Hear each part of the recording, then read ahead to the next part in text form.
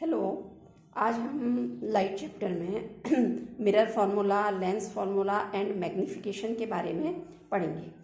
तो इसको समझने से पहले हमें रे डायग्राम बनाने आने चाहिए, लेंसेज के भी, कॉन्वेक्स लेंस, कॉनकेव लेंस और मिरर के भी, concave mirror and convex mirror, दोनों के रे डायग्राम के बारे में हमें अच्छे से पता होना चाहिए। ओके, तो मिरर फार्मूला, मिरर मतलब दोनों mirror, spherical mirror, concave mirror and convex mirror, दोनों के लिए जो मिरर फार्मूला होता है वो होता है 1/v plus 1/u equal to 1/f।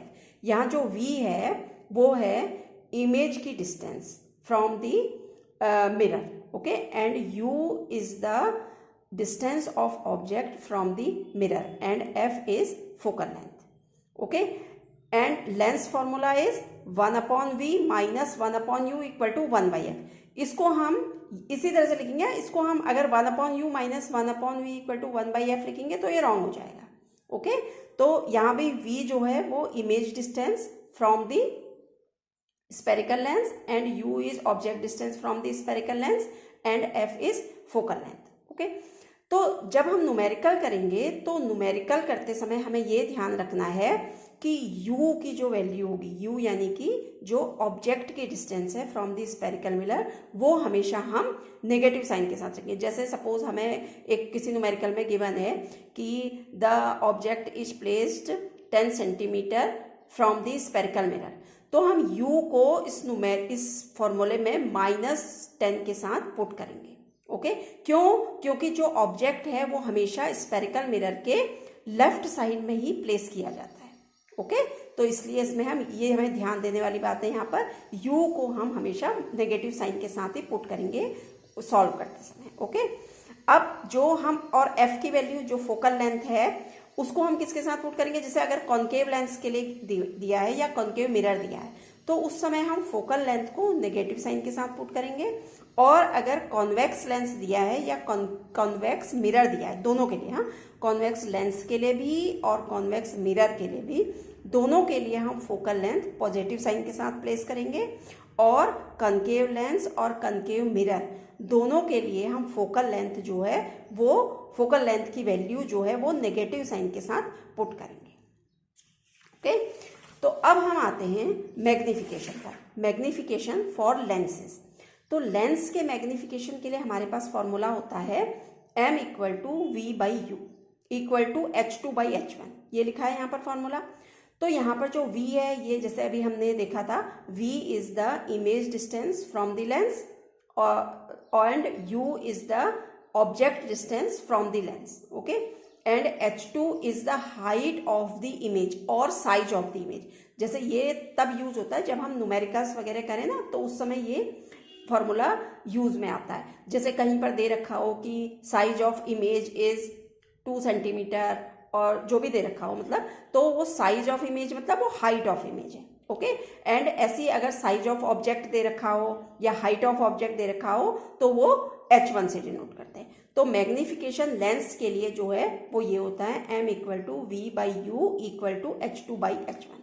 Okay, अच्छा, सपोज हमें ये दे रखा हो, जैसे कहीं इस तरह का क्वेश्चन पूछा जाता है कभी कि जैसे m इक्वल टू प्लस 0.75 है, ओके, लेंस के लिए। ओके, लेंस के लिए हमें दिया है m की वैल्यू जो है, m मीन्स मैग्नीफिकेशन, उसकी वैल्यू आई है प्लस 0.75। तो यहाँ पर हम देख रहे हैं कि m की वैल्यू लेस देन 1 है, ओके, 0.75 है ना, तो 0.75 इज लेस देन 1, तो m इज लेस देन 1। तो m लेस देन 1 है तो इसका मतलब क्या है? क्योंकि m जो है वो h2/h1 होता है, m इक्वल टू h2/h1 होता है ना, तो लेस देन 1 कब आएगा? जबकि इमेज का साइज लेस होगा ऑब्जेक्ट के साइज से, क्योंकि जब इमेज का साइज सपोज 2 है और ऑब्जेक्ट का साइज सपोज 3 है, तो तभी तो ये वैल्यू हमारी लेस देन 1 आएगी। ओके, तो that means image is smaller than the object. Okay, तो ये किसका केस होता है? इसीलिए मैंने सबसे पहले स्टार्टिंग में कहा था कि हमें रे डायग्राम पता होना चाहिए।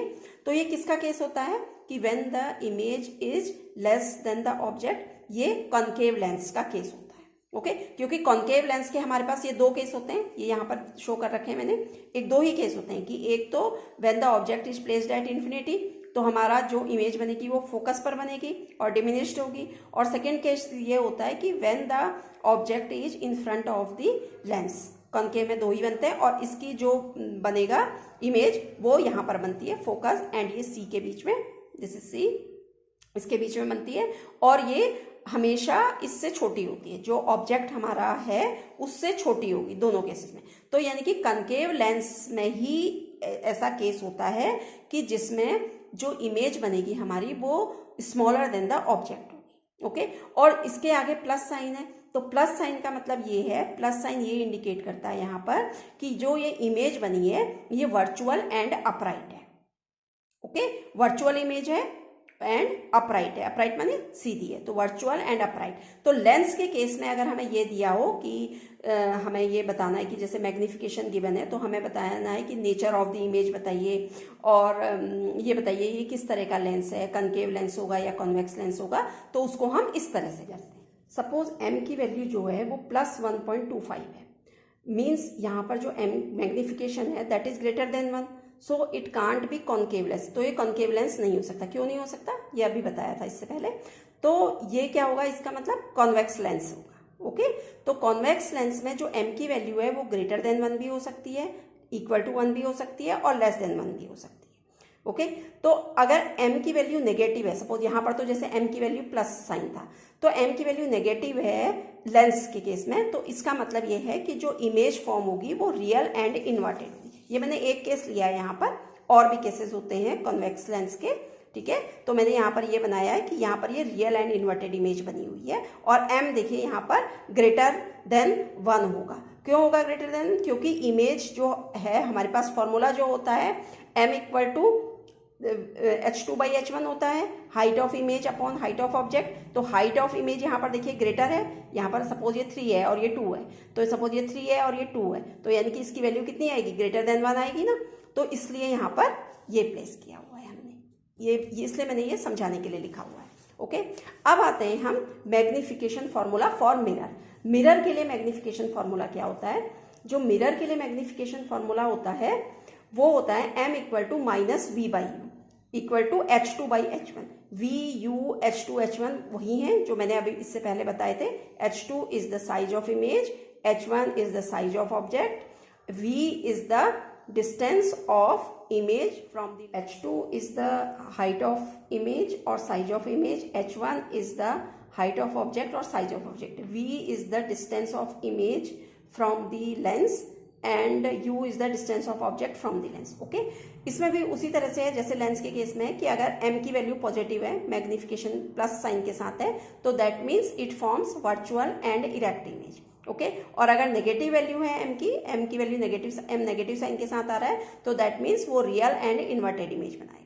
ओके, अब कॉन्वेक्स मिरर के केस में जो m होता है, जो मैग्निफिकेशन आएगा कॉन्वेक्स मिरर के केस में, उसकी वैल्यू हमेशा लेस देन 1 होगी, क्योंकि कॉन्वेक्स जो मिरर है वो हमेशा डिमिनिश्ड इमेजेस प्रोड्यूस करता है, हमेशा छोटी इमेजेस बनाता है, स्मॉलर देन द ऑब्जेक्ट बनाता है। Okay, while in concave mirror में क्या होता है, m की वैल्यू ग्रेटर देन 1 भी हो सकती है, लेस देन 1 भी हो सकती है और इक्वल टू 1 भी हो सकती है। और इसमें कॉन्केव मिरर में m की वैल्यू प्लस पॉजिटिव साइन के साथ भी हो सकती है, नेगेटिव साइन के साथ भी हो सकती है।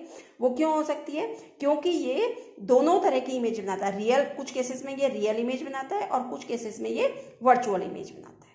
Okay, thank you.